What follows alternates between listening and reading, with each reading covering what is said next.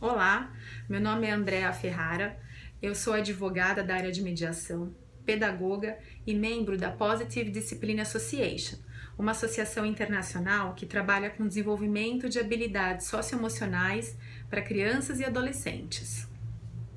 Bom, quando a gente fala sobre o tema imediatismo digital, necessariamente a gente pensa em três fatores: tempo, velocidade e facilidade. E hoje em dia a gente pode afirmar que a gente vive uma época de máximo de tempo possível de uso de tecnologia.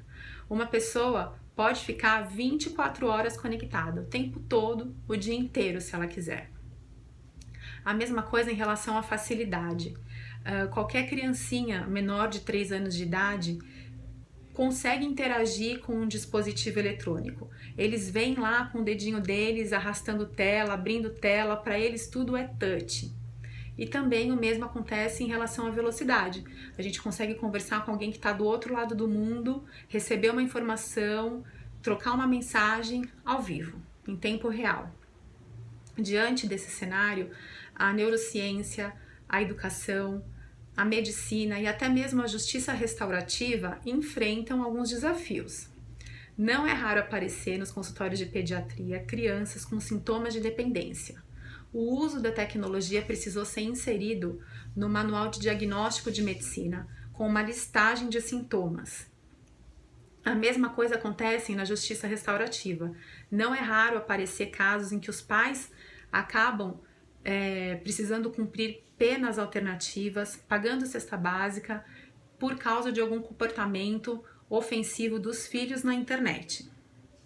A gente não pode fechar os olhos para o poder de um meme, do poder do curte, comenta e compartilha. Então, o uso da tecnologia traz muitos desafios. Qual tem sido a orientação da educação e da medicina para crianças pequenas? Para a primeira infância, crianças menores de 4 anos. A orientação é que se postergue ao máximo o uso de telas. A ideia é que os pais não entreguem as telas para os filhos. Eles não nascem sabendo que as telas existem. Claro que eles vão ver, mas muitas coisas a gente consegue evitar.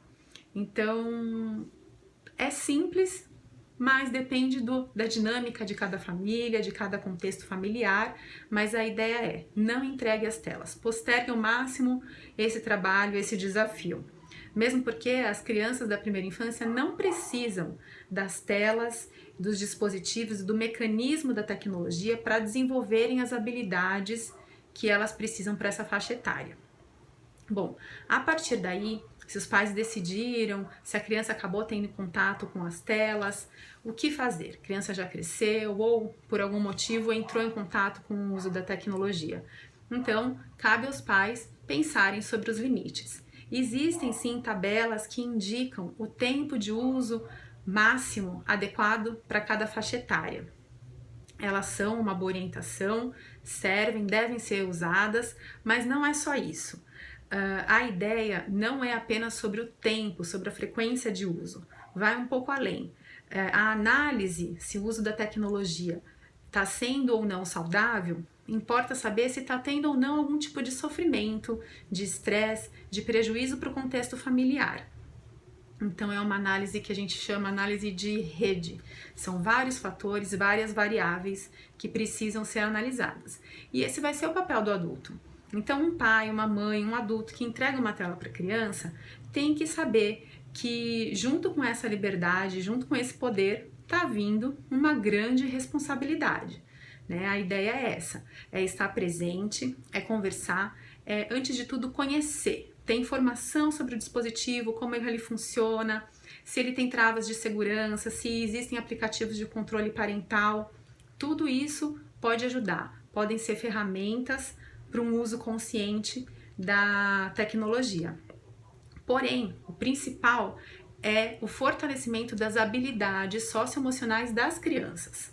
As crianças têm que ir construindo um pensamento crítico, um pensamento forte, um pensamento que dê autonomia da criança conseguir avaliar o programa que ela está assistindo, avaliar o tempo de uso, a percepção de uso tem que ser pessoal.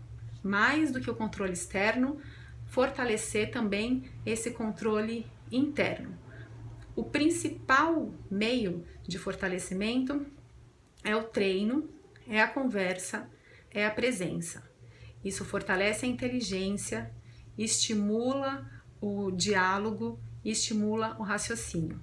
Então, os pais precisam estar presentes, conhecer o dispositivo, conversar com as crianças, postergar ao máximo entregar o celular, pensar se há necessidade da criança já receber o celular, de ter um tablet, de estar em contato com o computador.